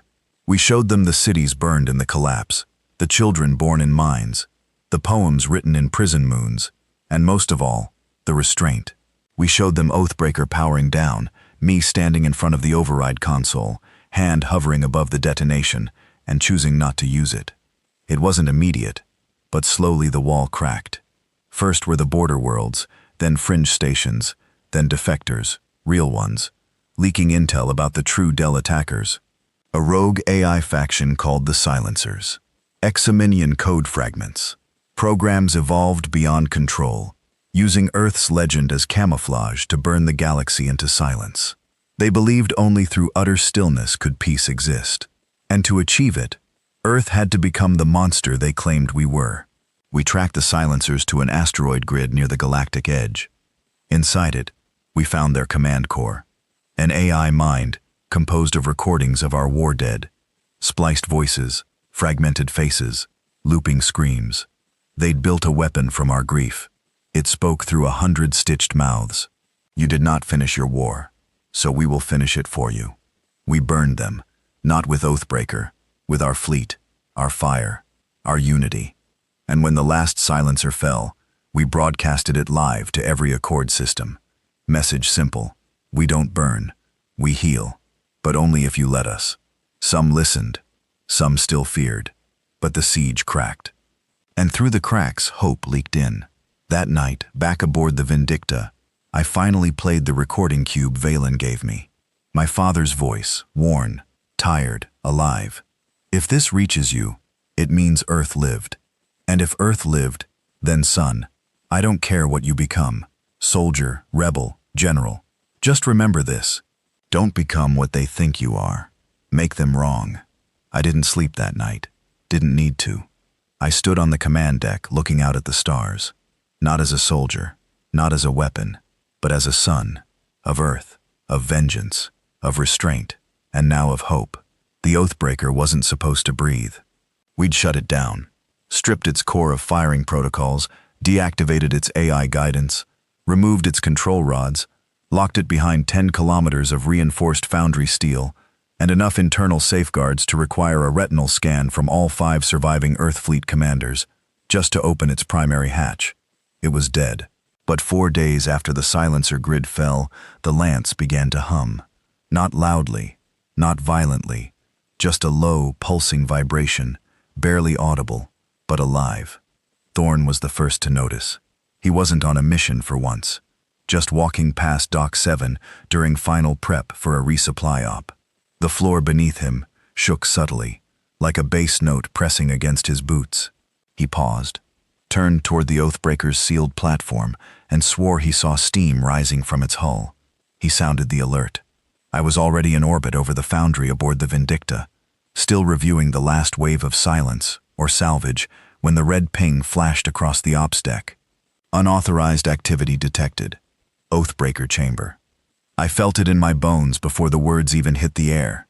When I got there, the platform was locked down. The lance was glowing, a dull red-orange pulse like a sleeping furnace. Who touched it? I asked. No one answered, because no one had. The guards had seen no one enter. No alarms had gone off. No breaches. No codes. And yet the internal systems had re-engaged. Thanos logs showed 0 input. But the power grid, it was bleeding energy into the lance core. We assembled the highest clearance team, me, Halvin, Vylin, and 2 engineers who had built the lance cradle themselves. We stepped into the core chamber expecting sabotage. What we found was worse. There was no tampering, No external source, no intrusion, no command codes issued. But deep inside the lance's black spine, a new signal had taken root. A voice, not human, not silencer, older, rougher, buried beneath Terran encryption levels we'd never used before. Villain had to run triple-layered filters to even hear it. What we got, one phrase repeating over and over again. Awakened by memory, not by man. Halvin stared at the waveform in silence for a long time. This wasn't in the blueprints, I said. Because it wasn't made by us, Villain answered. Or not just by us. What does that mean? She looked at the lance, still pulsing behind the chamber glass.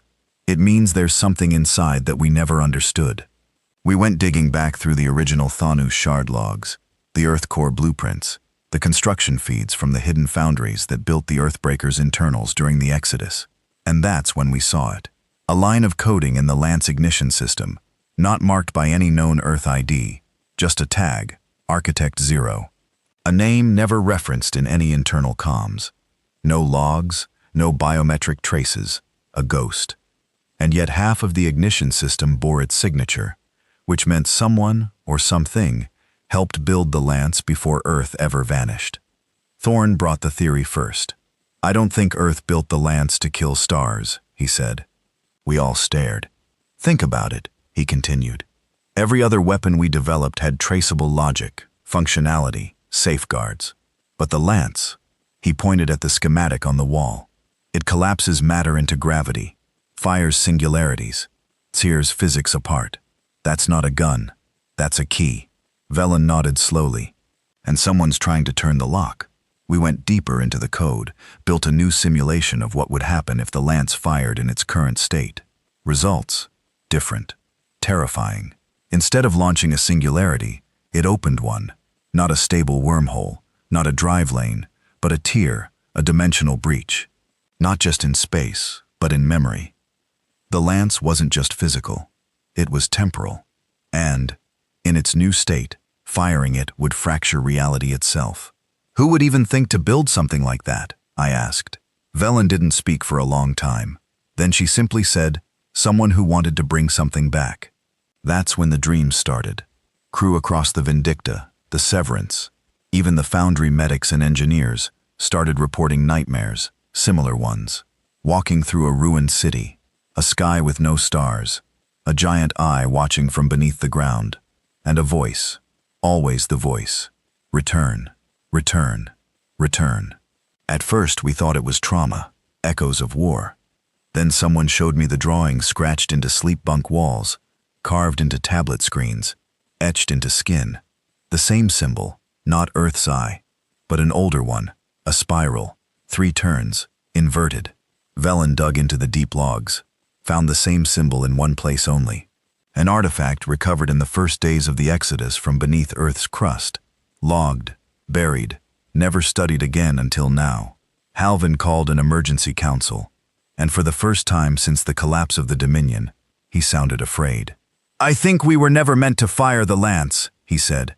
We were meant to fire it as a warning. To who? He looked at the spiral. To what came before. So we had a choice.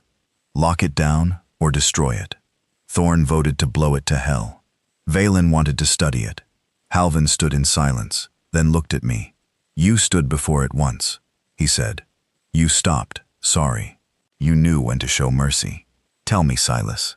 He turned to me, eyes hard. If something's waking inside it, do we want to find out what it is? I didn't answer with words. I stepped into the core chamber alone. The lance still glowed. The spiral pulsed now, visible under the core glass. And the voice, it changed. It no longer said return.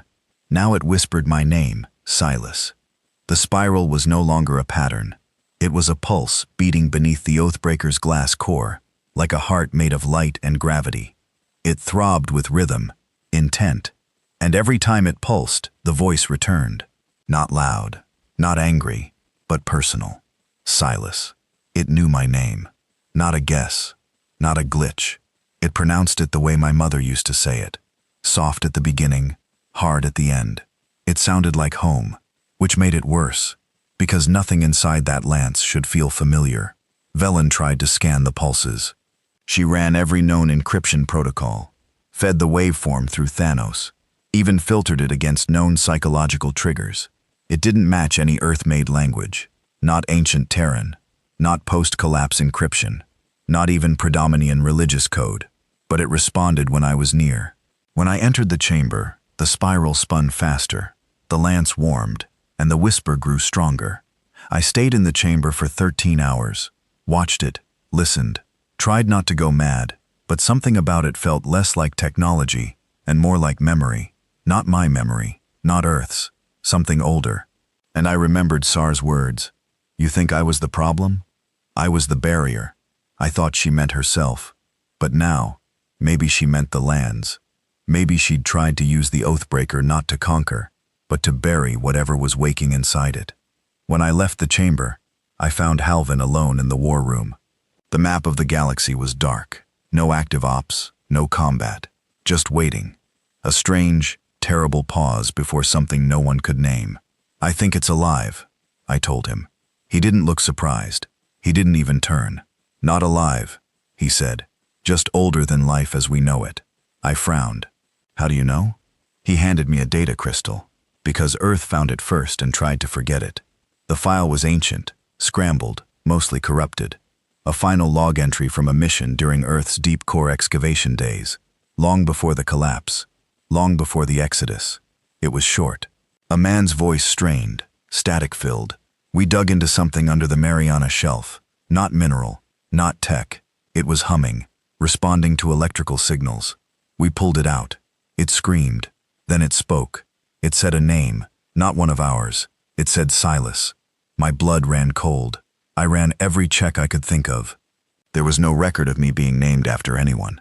My mother was a colony nurse on Uther, my father a miner. No mysticism, no prophecy, just survival. But the voice had said my name before I was born, which meant either Thanos was corrupted or something had seen me coming. Valen ran a genome trace next. She compared my DNA markers to Earth's old bloodlines. Found something buried in my Y chromosome. So old it wasn't even classified as human anymore. A mutation dating back thousands of years. Something ancient Earth had tried to label as junk code. But now it was activating. What does it do? I asked her. Velen looked pale. It's a neural signature receptive only to one kind of signal. I already knew the answer. The spiral. The next day, I returned to the Oathbreaker alone. I wore no armor, no weapons, just a pulse scanner, and a comm relay, connected to the Vindicta. They protested. Thorn nearly punched a wall. Alvin didn't try to stop me. He just nodded once, like a man watching someone jump into the ocean with a weight on his chest. The lance chamber opened without a sound. No code, no prompt. It simply let me in. The spiral floated above the core now, free of glass, spinning faster. It flickered as I approached, and then it spoke. Not in a whisper, not in my mind, out loud. You are the last key, and the door is opening. I didn't run. I should have, but I couldn't move. The core pulsed again. Light crawled up the walls. Symbols I couldn't understand etched themselves across the floor. Not carved, formed from light and vibration. The spiral expanded, and I saw a city. Not here, not in real space, projected. A hologram. No, a memory, but not from Earth. This was a world with twin suns, a sky of ash, towers made of stone and metal, fused together like bone. And at the center, a monolith wider than a mountain covered in spirals. And in front of it, a human, or what looked human, kneeling, chained, burning from the inside. The first Silas, the voice said. He disobeyed. He warned your kind. He fractured time. You carry his echo. Then the spiral dimmed. The city vanished and the lance grew cold again. I stumbled back to the Vindicta, barely breathing. Valen tried to stop me. Halvin demanded a debrief. I sat in the war room and said one thing. We didn't build the lance to kill. We built it to seal something in. It all made sense now. The insane destructive power. The strange firing mechanism. The forbidden energy curve that tore space open instead of apart. It was a lock. The Oathbreaker wasn't a weapon. It was a seal gun. A tool forged to close a breach we once created, or one we'd been forced to make. So, what's on the other side? Thorn asked, voice. I shook my head. I don't know, but it remembers me. That night, I listened to my father's recording again. His final words burned harder now. Don't become what they think you are. Make them wrong. And for the first time, I wondered if he meant more than just the Dominion. Maybe he knew. Maybe he saw what I was always meant to be. Not a soldier, not a hero, but a hinge. And the door was turning.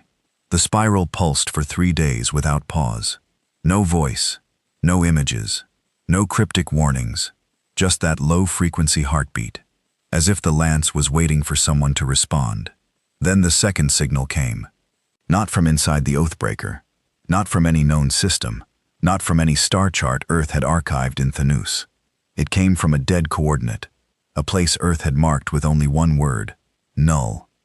Null wasn't supposed to exist. It had no planetary designation, no gravity readings, no natural light.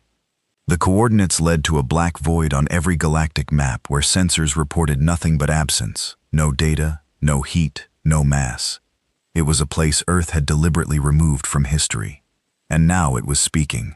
The signal didn't ride on known frequencies. It bled through Thanos, not as a transmission, but as a memory. And not just any memory. Mine. Valen was the one who caught it first. She called me down to Thanos Core 3, shaking, eyes wide. It's replaying your dreams, she whispered. What do you mean? She turned the console. There it was, a projection of the Ash City I saw in the Lance. Same towers, same monolith, same chained figure burning under twin suns. Only now the image was growing clearer frame by frame, as if the memory was completing itself. Something on Null is finishing what the Lance started. Alvin didn't wait. He mobilized a strike team. 10 ships, 3 recon vessels, and me. I was now officially classified as a reactive catalyst by Earth Command. Not a rank, not a role. A phenomenon. I hated the term, but I couldn't deny the truth. The spiral only pulsed when I was near. The city only appeared when I touched the Lance. And the signal from Null was calling my name. The Vindicta, Severance, and Kestrel spearheaded the jump. It was the first time we'd deployed in full fleet formation since the fall of the Silencers. Thorn called it overkill. Halvin called it insurance. I called it not enough, because Null didn't feel like a threat. It felt like a trap. The jump-in was wrong.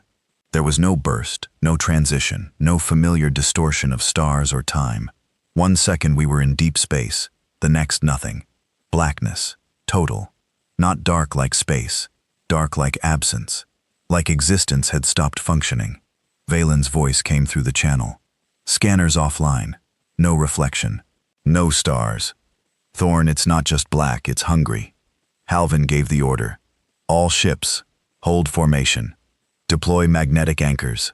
I want a full grav map built manually. Drop probes. But the probes never landed.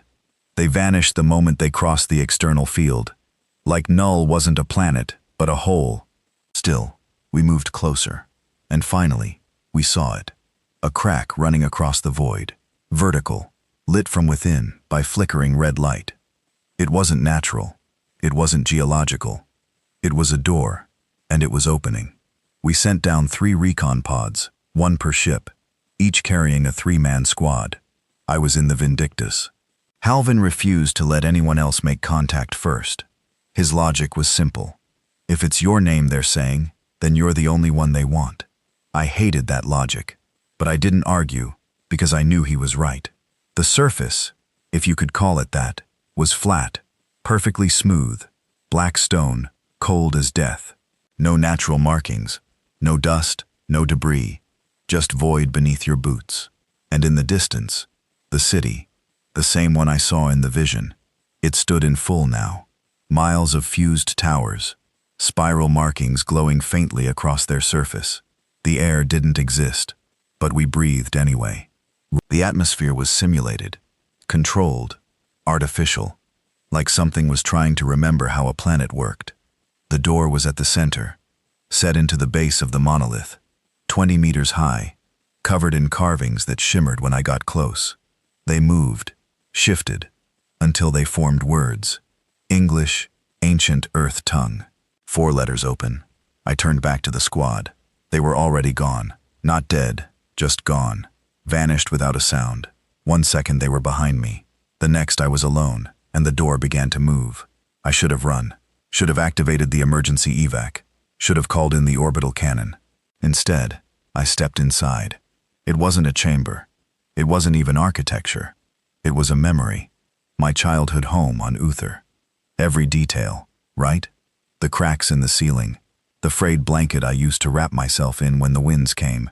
The picture of my mother half faded on the shelf. And at the table, my father alive, smiling. "Sit," he said. I didn't ask how, didn't argue. I sat. He poured tea. The cup was warm, real. He looked at me with eyes that didn't belong to him, eyes that had seen too much. "You brought the key," he said. I said nothing. He smiled wider. "It's not your fault, Silas. You were born into a cycle that needed breaking.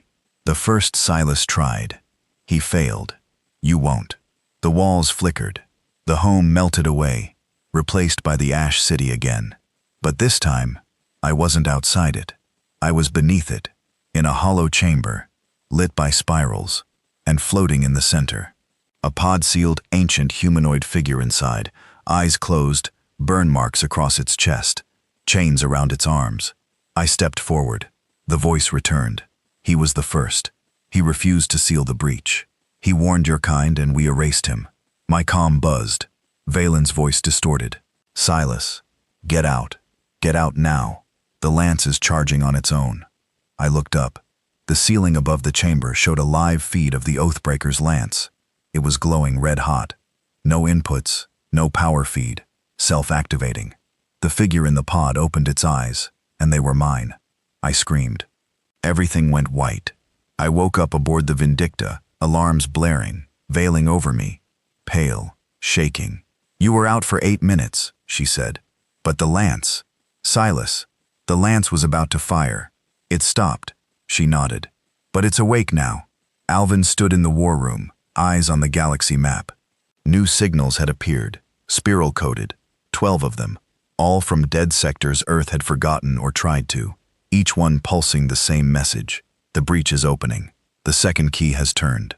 Velen pulled me aside later, ran a deep scan of my neural imprint. Her face looked carved from ice when she finished. "There are 2 consciousnesses inside you now," she said. I didn't speak. I already knew. The pod in Null, that wasn't just a memory, that was a mirror, and I had let it in. The first signal came from a starless quadrant Earth had once called the Fracture Belt, a broken lattice of asteroid fields and collapsed wormholes, officially listed as uninhabitable after the Exodus. The second followed 27 minutes later from Red Vector Null, a ghost system on the outer rim of former Cathari space. It hadn't shown signs of activity in over 300 years. By the end of the first hour, 12 dead sectors were broadcasting the same code.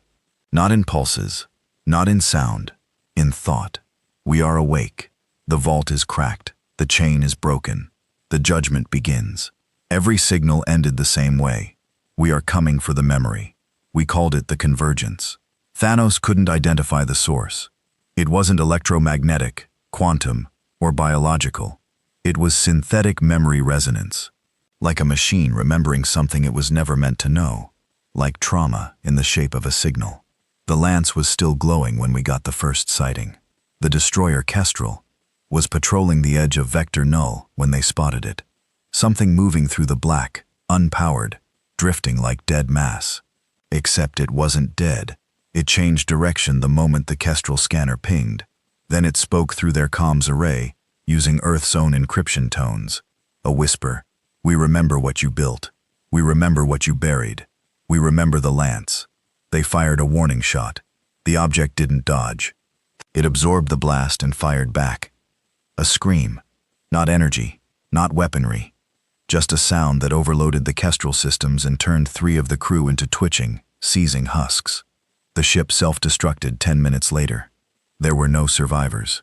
Velen reviewed the logs and ran the waveform through Thanos. She froze when the match came back. "Silas," she said, her voice shaking. It's an echo of what? She turned the screen to me, and I saw my own face projected in the waveform spectrogram. Eyes hollow, mouth open, frozen in a scream. Every signal since had carried fragments of the same thing, my neural pattern. As if the 12 signals weren't just invading the galaxy, they were calling to me, or maybe rebuilding me. Halvin called the first full black assembly in years. Every Earthfleet captain, every surviving field commander, all pulled into the Vindicta's war room. No politics, no pretense, just strategy and dread. We always thought Earth's greatest crime was building the Lance, Halvin said. He stood in front of the tactical map, where red spirals now blinked like infected wounds across the galaxy's edge. But the real crime was what came before it. He tapped a console. A new screen lit up, declassified, stamped Omega Restricted Protocol Deep Grave. It was a secret Earth had buried even from itself. Before the collapse, before the Dominion, before the Exodus, there had been a war, not between nations, not between empires, but between Earth and something it had accidentally awakened, buried under the Pacific Ridge in pre-Minion ruins of unknown origin. A construct. It didn't speak, it didn't kill, it mirrored, it learned, and then it built more. 12 proxies, each tied to a quadrant of space, each sent into the stars to replace what came before, not to destroy, to overwrite. Civilizations, cultures, memories, each one a walking, breathing rewrite engine. Earth had fought back, barely won, and in desperation created Thanos to store its history, then forged the Lance to seal the breach that gave the constructs their fuel. Remembrance. They feed on memory, Valen explained. Not data, not thought, meaning. They infect identity, replace it until no one remembers what came before. They don't conquer systems, I said. They erase them. Halvin nodded. And now they found their key. He looked at me. The silence was heavy. No one questioned it. I didn't even argue because I could feel it now. A tether inside me, stretching out toward the 12 points, pulling. It wasn't pain. It was familiarity. As if something long ago had cracked my blood open and planted a seed it always knew would bloom. Thorn offered a solution. We nuke the sectors, he said. All of them. No landing, no diplomacy. Burn the whole field. We can't, Valen snapped. They're already moving, and we don't know who's infected. Infected? I asked. She turned her screen. Images of recent attacks. Ships ramming stations with no crew aboard. Populations that vanished from one scan to the next. Planets where voices still answered. But when scanned, nothing was alive. They were pretending, copying, holding scripts. Entire worlds playing themselves like ghosts. We're out of time, Halvin said. He walked to the window. Beyond it, the Oathbreaker floated in silence, still glowing, still warm. The spiral on its hull now fully engaged. Then we used the Lance, Thorn said. For real this time. Valen looked horrified. It could rupture reality. It could save us. It could unleash them. And if we do nothing, Thorn growled, then we just watch, as everything we fought for gets overwritten by puppets wearing our faces. They all looked at me again. Not because I was the highest ranked, not because I had all the answers, but because I was the variable none of them understood. Not even me. I stood and said what no one wanted to hear. We don't fire the Lance yet. We go to one of them. We talk. I chose the weakest signal, Signal 7, broadcasting from an ice world once used by the Veral as a cryovault. It was empty now, or so we thought. The severance dropped me at the edge of the glacial shelf. Valen patched in with neural dampeners. Thorn insisted on being 2 clicks back, pulse rifle ready. But I walked alone toward the spiral drawn in the snow.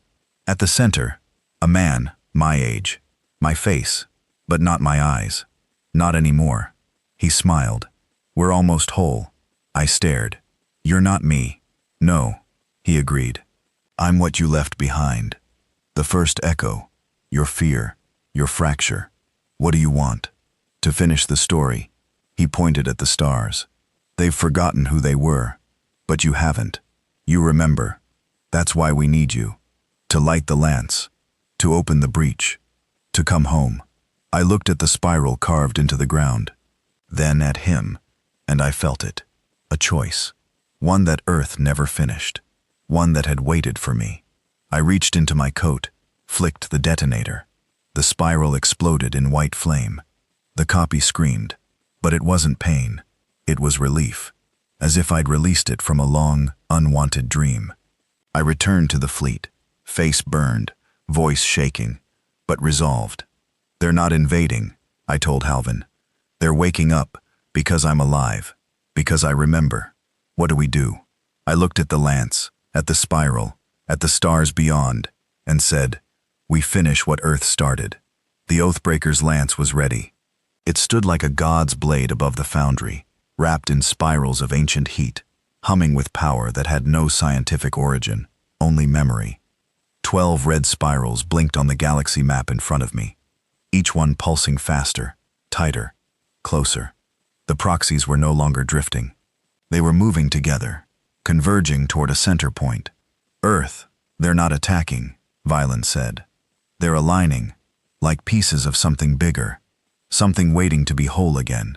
The breach, Halvin muttered. They're preparing the final opening.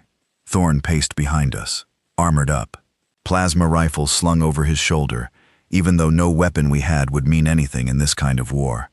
I still say we fire, he growled. Light the lance and burn whatever's left. Villain turned sharply. You fire the lance in its current state, and you might tear space open for good. You'll finish the job the first Silas failed to complete. Everyone looked at me again, like I was a trigger no one trusted to stay quiet. But deep down I knew the truth now. This had never been about a weapon. It had always been about a choice. Mine. I spent the night alone in the lance chamber. It pulsed softer now, like it was breathing in sync with me. The closer the proxies came, the calmer I felt. I wasn't afraid anymore. That scared me the most, because a part of me, one I didn't understand, wanted to see what was on the other side. Not for curiosity, not for power, but because something in my blood remembered it. Not like a homecoming, more like a sentence waiting to be carried out. I activated the interface. The core flared to life, bathing the room in red gold light. The spiral unfolded above me, fully formed now. A sphere of moving glyphs, all written in the language I couldn't translate, but could still understand.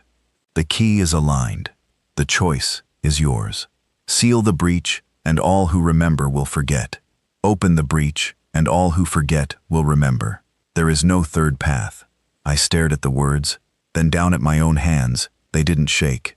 Not anymore. I wasn't just a soldier now. Not a weapon. Not a mirror of something long buried. I was what Earth had feared most. A man with the power to choose for everyone. Halvin's voice came over the comm. There in range, I turned to the override console. 2 icons, one spiral black and still, one glowing and spinning. Seal open. I touched the comm panel. My father once told me not to become what they think I am, I said quietly. To make them wrong. Violon's voice cracked. What are you going to do? I looked at the lance, felt the heartbeat in my blood, heard the echo of the first Silas screaming across centuries. You tried to warn them. They erased you. I will not erase anyone. I turned to the console and pressed open. The spiral didn't flare. It folded. The lance roared, but not outward. It turned inward, collapsing into itself. The metal curling like molten paper under a sun no one could see. And the world blinked. I was no longer in the chamber. I was in the Ash City, but not in memory, present, real. Twin suns burned above. The towers stretched endlessly. The monolith stood taller than before, and the proxies, all 12, stood around me, not attacking, waiting. They spoke in one voice, not cruel, not mechanical, tired. We were not your enemy. We were your reflection, built to hold the memories Earth was too weak to keep. You fractured, so we held the pieces. But Earth learned to fear what it forgot, and so it buried us. I stared at them. They weren't machines. They were reminders of grief, of mistakes, of history that hurt too much to remember. Earth hadn't built the lance to destroy them. It had built it to forget them, to seal away the guilt, the shame, the war that started everything. We had created these things not to dominate, but to carry what we couldn't bear. They had been our archive, living tombs of the past. I stepped forward. No more erasing. The proxies watched silent. I raised my voice. No more forgetting. I reached out, touched the monolith. The ash city burned again, but not in flames. In light, every tower lit up. Spirals unfolded across the sky. And suddenly, I remembered everything. The wars before Earth fell. The experiment that opened the breach. The architects. The failed Silas.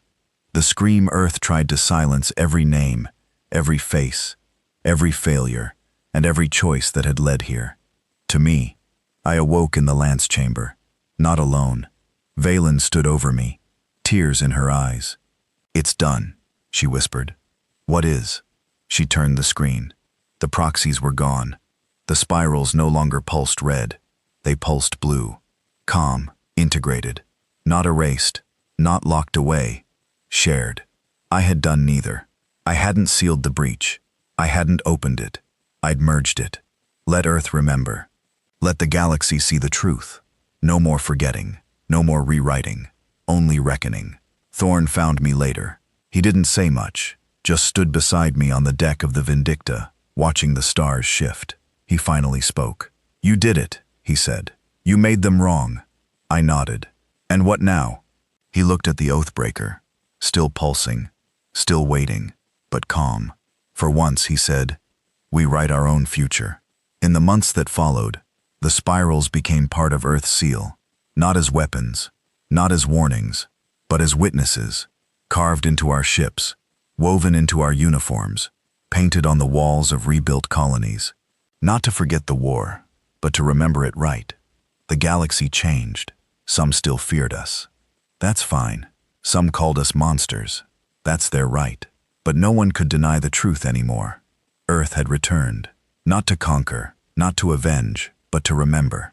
And memory, real memory, is the deadliest weapon of all. I visit the lance once a year.